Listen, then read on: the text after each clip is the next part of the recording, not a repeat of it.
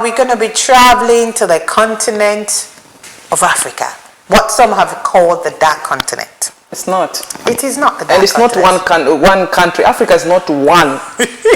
Africa is not one country. No, no, no. Africa has got more than 50 different countries. Like how you have France, you have UK, you have Spain. Yes. In Africa we have Cameroon, we have Tanzania, we have South Africa. More than 50 countries. There are 53, 54 countries. So Africa is a continent, not one country, right? Okay, because I wanted to just schooled you, in case you didn't know. Yes, because people have this habit of just referring to Africa as if it's a country. No, there's North Africa, South Africa, Central Africa, Southern Africa. Lots of countries. And there are even islands around the continent of Africa. So yes. Okay, so today we're going to visit the nation of Nigeria, where the budget, the supplementary budget for 2023 was just recently read. Before we show you, because we have videos and we're going to talk to you extended, please, on this particular topic, if you have any comments, don't be shy, please call in. We would like to, because we want to hear what you have to say about this particular topic. So this is concerning the supplementary budget that was read. And that supplementary budget that was read is to the tune of, guess, 2.5 trillion naira. Which is it? In pounds?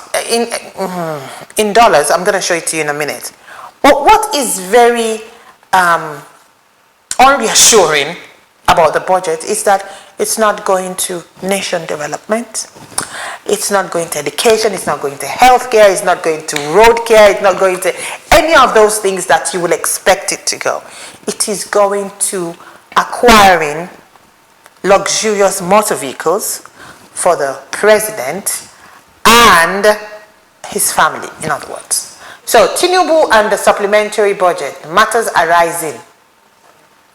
The country is now up in arms, almost to say, because of this supplementary budget.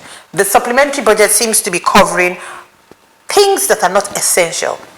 Since Mr. Tinubu came into power, he has asked the country to, Nigerian's president signs budget, including funds for a yacht, bulletproof cars, not car, and refurbishing the presidential accommodation, not just in Abuja, but in Lagos and other parts of Nigeria. Cars. I like that bulletproof cars. There have been a lot of concerns about security. Probably he might have a point there. What do you think? If he's concerned about security, what does the ordinary man on the road do?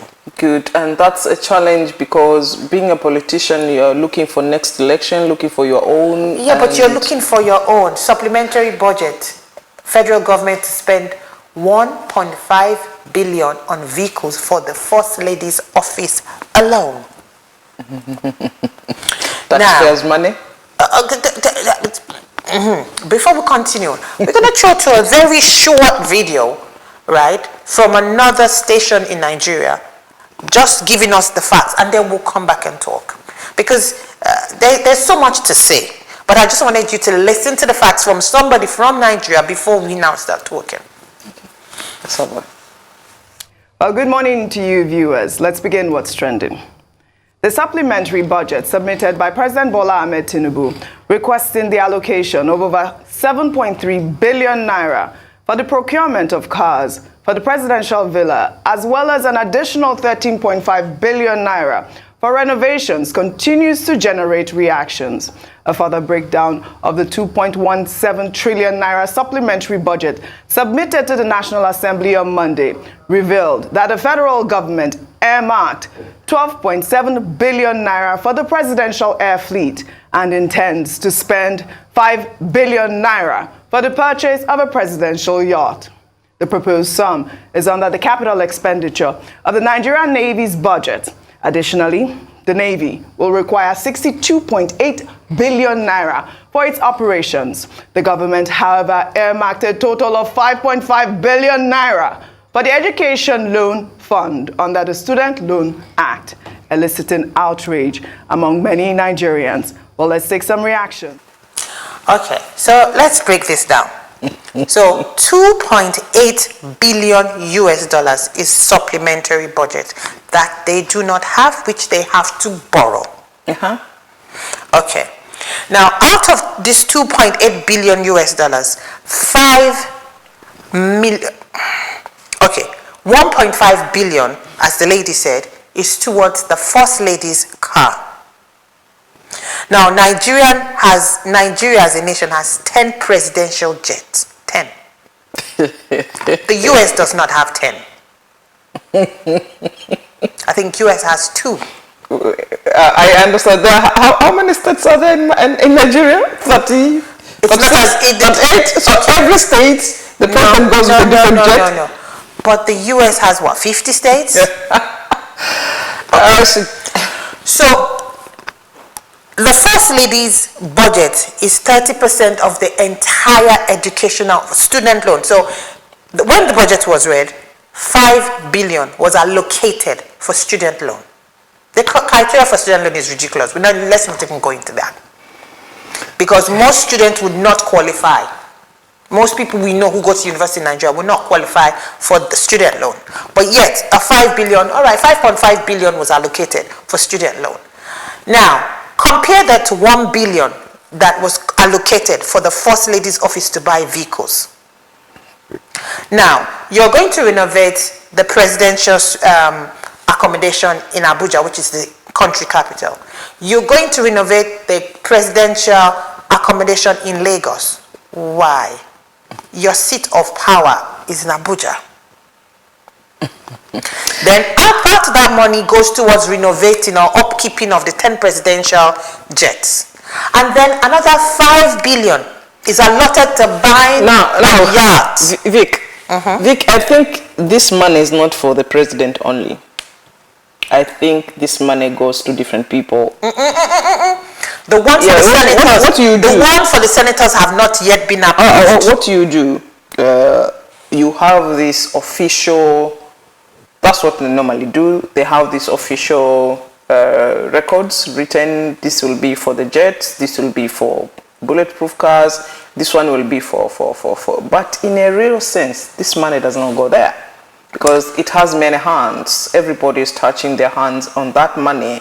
It's only that the president has a big office to carry all the blame. I don't want to believe that all this money goes to Tinubu alone or the First Lady or whoever. Because if you have different state houses, how do you call it again? State houses. Yeah, you have it in Abuja, you have it in Lagos, you have it. You can decide. This year we are dealing with Abuja as one.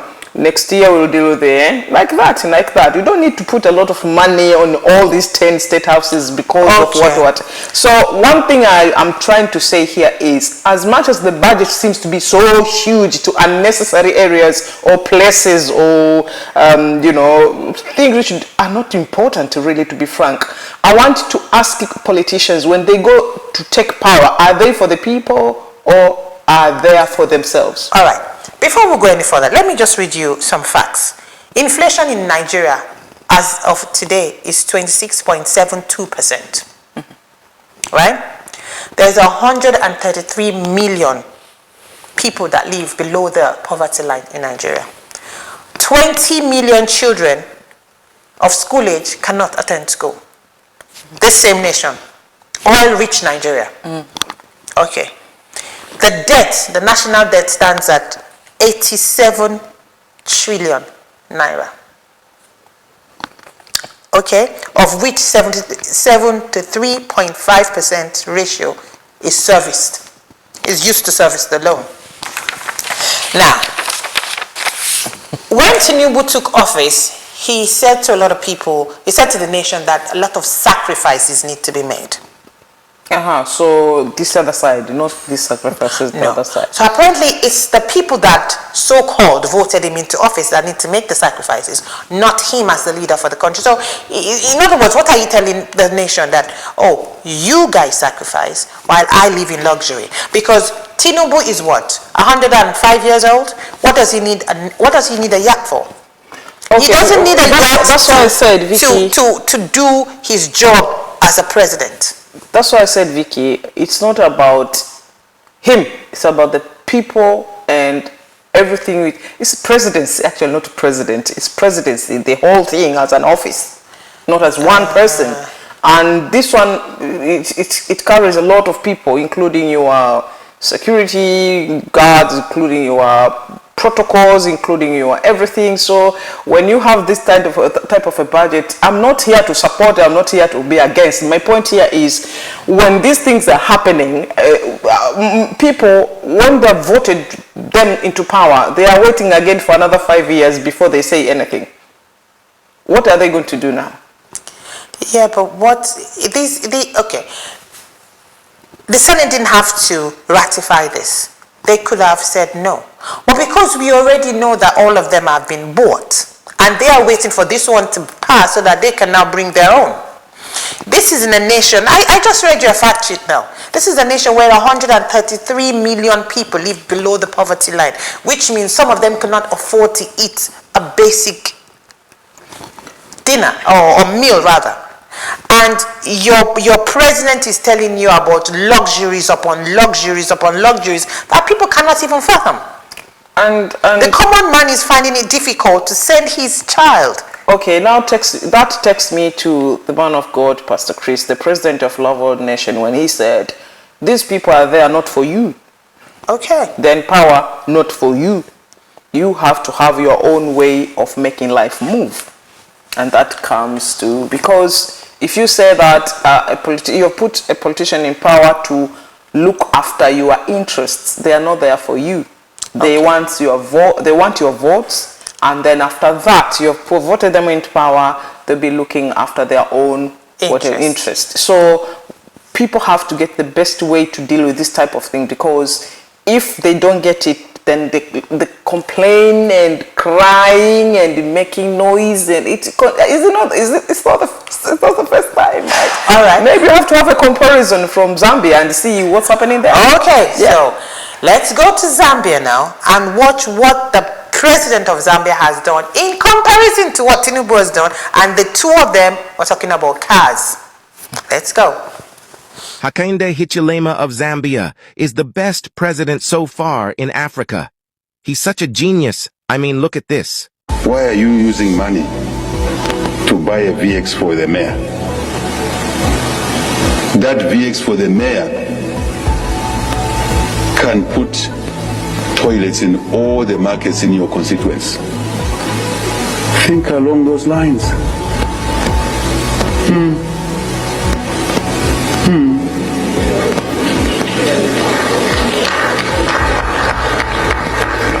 The mayor can still drive a nice car, but it doesn't have to be a VX. If you want to drive a VX, buy your own.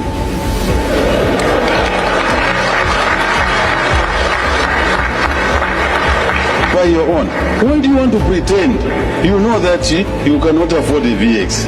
Why do you want to pretend? Because you are using taxpayers' money. Now you should pretend. But a decent Hilux, double cab, aircon, it's a fantastic vehicle. Why you want a VX? Why you want a car costing $200,000? When that $200,000 you can put toilets in all the markets in that constituency. Town clerk wants a VX, mayor wants a VX, deputy mayor wants a VX.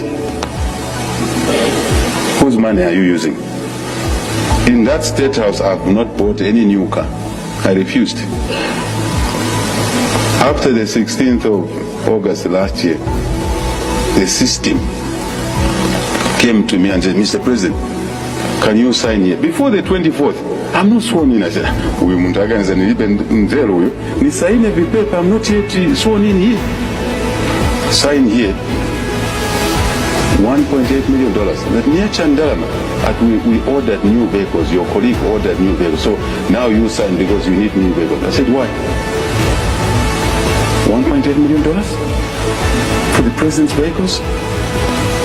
Are there no vehicles in status? They are there. Are they not moving? They are moving. Are there no wheels? They have wheels. I said, I will use those. Cancel that tender. It's cancelled. I have not bought any new vehicle because I'm conscious. This is not my money. Please like, follow, and also don't forget to share. Okay, So that is the same continent of Africa. Yeah. And he refused what? 1.8 million? Yes. Million? Yes. Million. Compared to what? Nigeria? 2.8 billion. One is 1.8 million. The other one is a billion. Now, tell me this is not irresponsibility. Yeah, and you see the questions you were saying. First of all, he said, this is not my money. Okay. One. And it goes a little bit far with those contracts and VXs and whatever, and you're giving people business. Because if a country in Africa wants to buy VX cars and all that, where do they go? Where do they go? Tell me, where do they go? Because it's business. It's business. In this case, a Toyota is what? A Japanese car? Oh, yes. So you're giving Japan 1.8 million. They're doing business. Now, it's all up to you. If you're a customer, you're a client, you don't know how people work, you don't know how business is done, you have to make your mind, sharp to know that they'll come to you and say, oh, you are new, you are the new president, we are bringing you this and this. And these people know how to do it. Because when a new president comes, it doesn't mean that the rest, the technocrats and people who are working under the president are new. No. That's how we do things. That's why Hichilema, the president of Zambia, said, no, is the car there? Are they not working? He said, they're working, sir. And they have wheels. They're moving. Okay, I'll use those. So it's a decision from a man who I would say is very visionary to look into his country and the people he's leading. Are you there for the people? Are you there for the people, or you are there because you want to be the president? Okay. And this is a challenge to most of African countries. Let's even go a little further. Let's look at a country like United States of America. When a new president takes over, the planes or the cars, we know their cars, the beast, is not thrown out. It is gutted. The interior is gutted, it's refurbished. But the main car itself, the vehicle itself, remains. Yeah, they'll tell you because they have good budgets, they have good money. These are rich countries, and their budgets for the country, for the government is, big compared to the Air Force. The American Air Force is not even gutted out. Maintenance is they just maintain it. It's constant maintenance. With the car, the American president travels everywhere with his cars. But they're maintained, they're brought up, they're modernized as the time goes on. They're not changed like how we do it. Okay, how they So President Zawade leaves office, and now President Ronke takes over, and everything that President Zawade uses is now. Vicky, this is politics, but we need to look to the good of the people. That's it. You're in the politics, interests of the people. When they come to you to ask for votes, sometimes I think the voters don't have that a leeway to say, okay, can I? It's all about campaigns, big party, money given. Some of them are given things which can not last even after 1 year, and then say, oh, maybe he's good. But what are we looking? When I was doing research for this, some people in Nigeria vote along tribal lines. So this man is from that tribe, this one is from that tribe. So because I associate with that tribe, I vote, regardless of the issues, regardless of what he's bringing to the table, regardless of what his history was. If you just do a little bit of front page Google research on Tinubu, there's a lot of questions. Yes, a lot of questions. I think Zambia has shown the way. At one point, some other countries showed the way, and they were for the people, for the people. Because I always say, if there were a way that you become a leader without being a politician, because not all politicians are leaders. That one is just an avenue to take you into power. I thought that, and I think now that if there's a way of having leaders without being politicians, then I think people will be very far. And all the levels of poverty, all the levels of, ignorance and all that could have, being in a different dealt with different way. Yeah, but when you look at a nation like Nigeria, they are oil rich. a lot of Nigerians are educated and hold key positions in other nations of the world because they have gotten to the point where they know that they can't survive in their home country because of issues like this. Now, when are we going, when I say we, I mean as a race, really, going to emulate people like nations like Zambia? Look at Rwanda today compared to the Rwanda where there was the genocide. They're two different nations now. Yeah, so you are bringing in a topic to say we have the authority. And I say when we say we always bring God's perspective in every area. This is the time where nations of the world are being prayed for. We pray for the nations, we pray for the leaders as per the word of God, so that they lead with wisdom, and they remember their people and do their due responsibilities, because people have trusted them, they've voted them in, so they need that wisdom. And we understand that most of the poverty in the world is man-made, and because of selfishness and all that. So when we take away evil from their mind and their, understanding and all that kind of, then we are able to bring them into the understanding that the people they are representing are God's people, and we are here to make sure that that one is done. It's the day of the church. And as a politician, as a leader in a country, you're holding a position of privilege, a position of trust. It is not for you, but it is for you to make an impact upon the nation and leave it better than you made it.